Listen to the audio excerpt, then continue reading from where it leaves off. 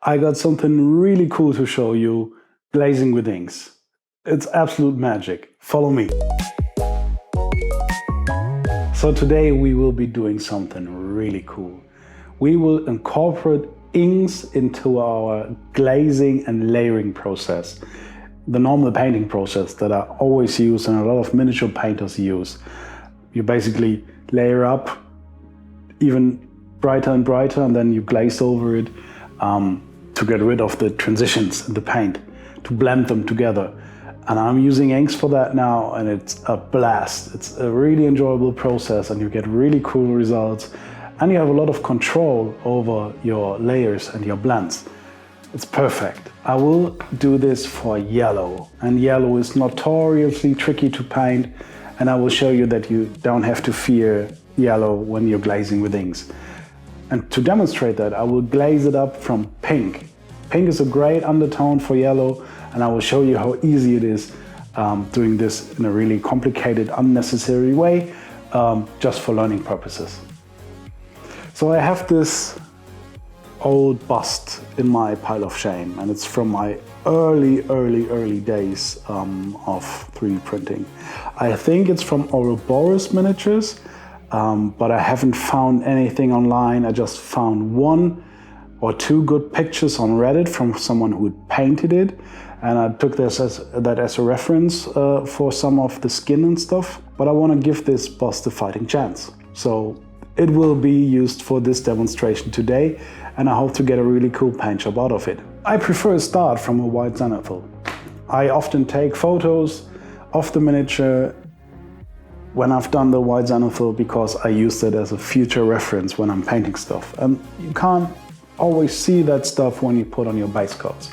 So when you start from a white zenithal, take a few pictures so you have them as a reference later on.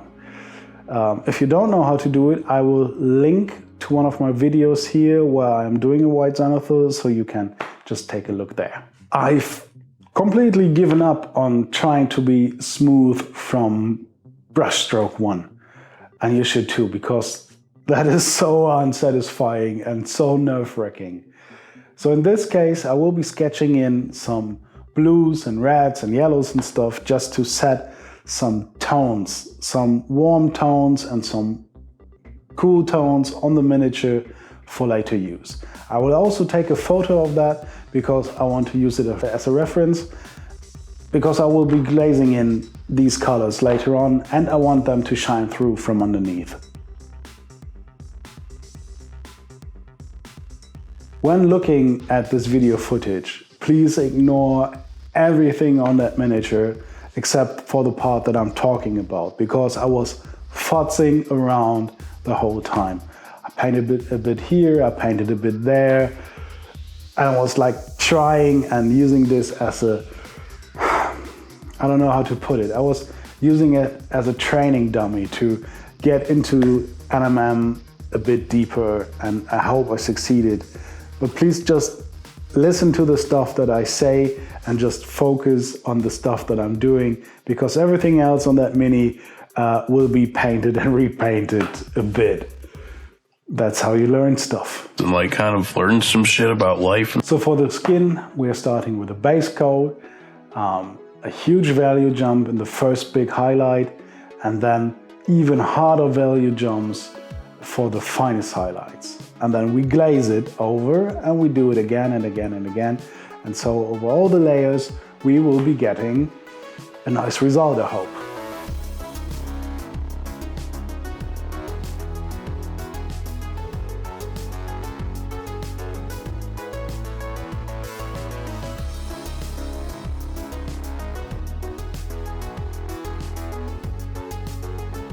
For color depth, I glaze in warm and cold inks according to my picture that I took of the mini when I sketched out my heat map. A thing that repeats itself all over my paint jobs in general. It's huge value jumps and then glazing, huge value jumps and then glazing. I know this could be easier, but I'm not a big fan of mixing tones in between on my palette. I prefer bigger value jumps and then glazing them together. I'm switching between the two painting techniques normal value jumps and glazing them together, but I really enjoy doing it with huge value jumps. And you can see it here, it all comes together and it gets this 3D effect. Also, her shaved head was quite simple, I just stippled in different colors in multiple layers. I want people's attention on the face, so I'm using the eyes. I'm painting the eyes in a contrasting color to everything else, so people will take a look at her face. Especially with the sword in front, it's hard to guide them, so I'm pulling them in with some vibrant paints on the sword later on, and then get their attention on the eyes. And I hope people will follow this to look at the face, because it's the most important part of this mini. Beautiful eyes. My patron John gave me this amazing tip on the Discord, and I will paint eyes only this way. The pants are amazing. Of course, the hair was painted with the same technique, but I really tried not to paint spaghetti hair, which means I'm trying to paint the hair as a whole volume and not as single hairs. Maybe we could take a small break and look into the inks in my collection, and I will tell you a bit more about inks and what I think about the different brands and stuff. This may sound ignorant, but actually I don't care. For the most part, they are all acting the same. The only big difference is how dense are the pigments, how much pigments are in there, and of course is there glitter stuff in there if you use metallic inks. But basically, it doesn't matter which kind of ink you choose, you just need to watch out for how many pigments are in there and how well it covers. And what I really like about inks is that you can shake them up no matter how long they've been sitting in your shelf. A big thank you to my patrons, those who have been a patron and those who still are a patron. There are some people who've been supporting me from day one till now, which is crazy. So the straps around her chest will be mostly white, but I thought it would be boring, and I will show you how to glaze in some colors with inks as well, because this video is about inks, I guess. The cool thing is, if the areas you're highlighting are small enough and if your paint is thin enough, well, these huge value jumps basically blend themselves in. No extra work needed. And what I really love about inks is they don't break down. I tend to thin my inks really hard with water, and they don't split, they don't break apart. You can use them as the slightest or as a stronger filter. And if you are careful with your placement and you pick up some bubbles and stuff, these are perfect.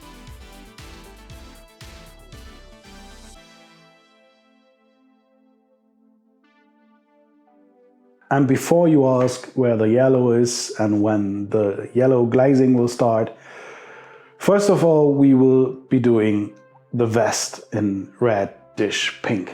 See my vest, see my vest. Because it's a great start for yellow. Also, I could show you how I would paint this in reddish pink, and then I can show you how I would paint it in yellow. So you get 2 for 1. I think that's a great deal. Yeah, 2 for 1 is a great deal. What I really love about this technique is that you can add up or stack up these value jumps. As you can see here, I did a light pinkish color over it, and now I'm going for white. And I'm sketching out all the reflections in a white. And this will look great when I glaze over this. And after placing all the white reflections all over the vest, I could take a red, I could take a pink, I could take a purple and glaze it up to a color that I like. Still having big value jumps in it. But I am taking the scary route today and I'm putting yellow over it. And as you can see here, for the first few layers, this will look like shit. And that's the scary part about miniature painting, that sometimes things look like shit and you have to take it and you have to work through it and go over it and go over it. And yeah, this takes a lot of glazing, but if you are adding some other inks in there or some really diluted paints, you can get some really nice blends between your highlights and your shadows. And then I'm doing it all over again. Bright white highlights glazing in yellow. Bright white highlights glazing in yellow. Bright white highlights glazing. What? Sorry. Bright white highlights glazing in yellow. If you could find the time to hit those pesky buttons down below, it would mean the world to me. It supports my channel. It helps the algorithm to think my content is more relevant, and that would be great, so more people could watch it. So if you enjoyed it, please like, comment, share, subscribe, ring the bell, you know, all this stuff. I am not great at freehands, but I have a nice trick to make stuff look like it's free-handed. You just print a custom decal or decal, or however you pronounce it, put it there, add some matte medium to blend it in, and then add some highlight paints around it so it looks like it's hand painted. And that works quite well. The only thing is, if you're using custom made decals or decals, you need to fixate it on the sheet that you printed them on. And that's a bit... So the first one I put on dissolved, or the paint dissolved, because the company decided to put this in the manual, like on the last page, in super small letters, that you need a fixing spray or a matte varnish. So if you ever want to print your own custom decals, thingies, get a varnish. There's some stuff called microsol and microset, and every time I use it, I have to Google which one to use first. Maybe I should, I don't know, number them or something. And if you put this on and you let it dry, maybe put some matte varnish or some matte medium over it to blend it in, and then go over it and paint some highlights in and some extra lines and whatnot, it will look like a freehand. I freaking love non-metallic metal, but I am struggling to paint it. So this mini also is like the perfect playground to learn it. And I think in the end, I at least kind of nailed it. So there's this base, and I'm just being really bold and using bold brush strokes, and then glazed in some color variations later so it looks a bit more interesting. So the base isn't that boring.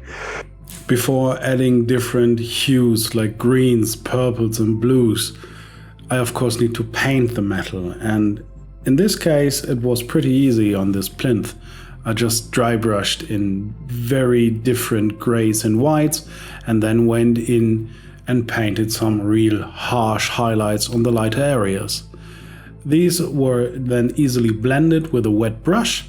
It's called feathering, I think, and this made some really nice non-metallic metal. Is it Golden Demon level non-metallic metal? Well, definitely not. But is it a good non-metallic metal for I'm trying to learn this right now? Yeah, I'm happy with it. The arms, however, were hard. And I had a few discussions with a friend about placing off highlights and glazing it together. I had a few iterations, and I will show you the iterations in a second, that my friend liked better. And I was a bit chicken and glazed over it again and glazed over it again and toned it down. So he basically told me I should be more bold with my painting, not so conservative, which is kind of strange for me. But let's take a look how the arms turned out, and I will show you the iterations. And I would really hope you could put down a comment with a time code when you see a part or when you see the NMM painted and say, that's the one you should have stayed with. That would be great. As I said, I did a lot of experiments on this bust, so I first re-base coated the arms, and then I went in and sketched my reflections and my counter reflections in with a pretty bright blue. Of course, these are not the brightest parts, but it's quite close to what I want to be my mid-tone when I'm done.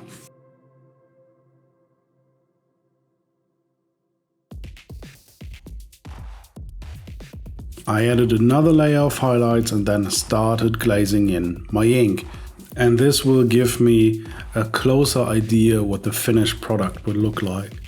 And of course, it's always a good idea to glaze in some shadows or stipple in some shadows to get some nice transitions.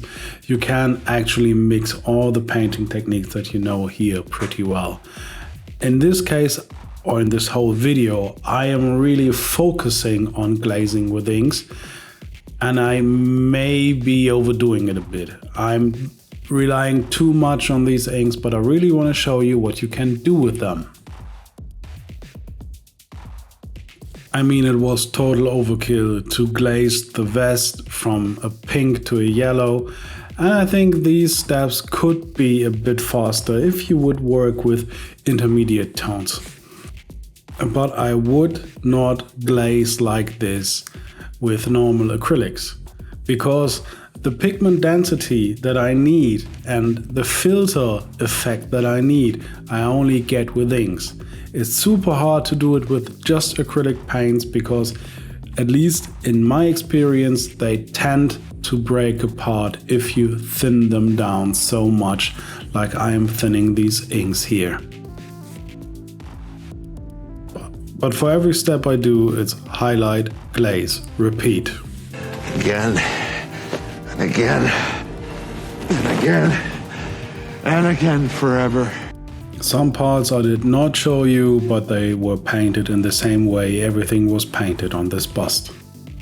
Righty then, let's take a look at the finished miniature. I am super hyped, super hyped, and I really want to know what you think became of that mini. Do you like the paint job? Do you like the print? Do you think I made it worthwhile? So please let me know in the comments. I really want to know what you think, guys.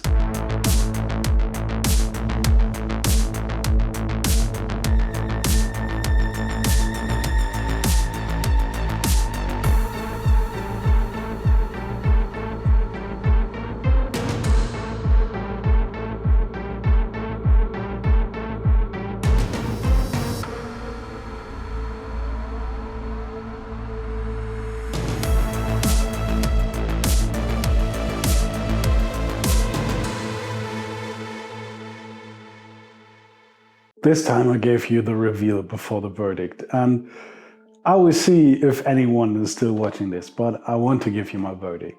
So I personally am super happy with the paint job. I enjoyed painting with inks, I always enjoy painting with inks, and I think they are a super solid and valid tool to add to your arsenal.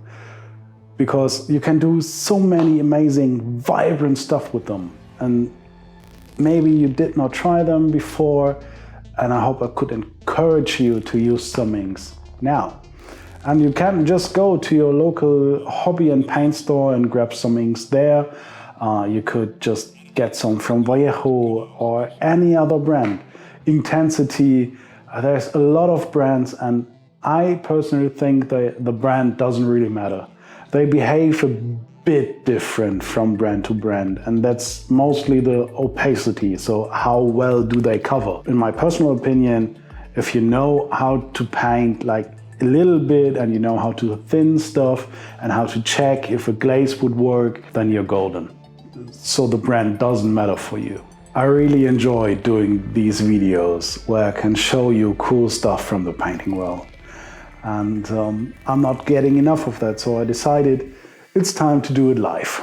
Yeah, I know. No one will fly in from any country to Germany to do a course with a bear. But there are some people locally who jumped onto my miniature painting courses for beginners. And this is the best feeling ever. I enjoy teaching. I've been teaching stuff in all the companies I've been in, and I'm doing it now. In the company I am now in. And I want to do it for you guys here on YouTube, and I want to do it for people that come into my home and sit on my desk here with me. It's the best feeling ever. And if you know someone in Germany who wants to start miniature painting, please refer them to my website. Would be really appreciated. But enough talk about stuff I'm doing here in my spare time. That's it, guys. We had the reveal, we had the verdict, we had all the other stuff, so time to say goodbye. Have a good one. See you next time here on The Bear and the Brush. Bye, guys.